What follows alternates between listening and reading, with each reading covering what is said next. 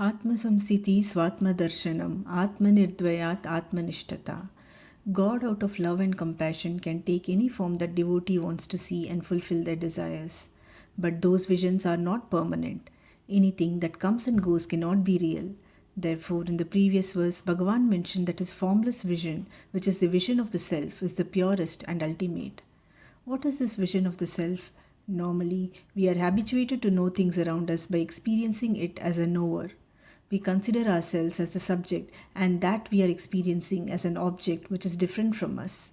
So, does a vision of the self mean that there is another knower to experience this self? No. Bhagavan says that the self is non-dual, which means it cannot exist in more than one form.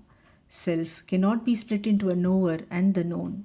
Therefore, Bhagavan says that vision of the self means to go beyond knowing to just being.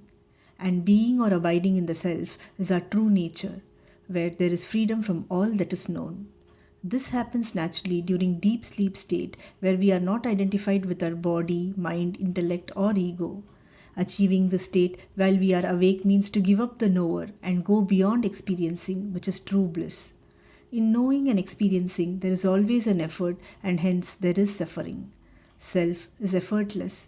It is like the screen on which the movie appears, but still remains unaffected by the events in the movie. Hence, Bhagavan asks us to abide in the self, which is pure awareness, the source of all experience.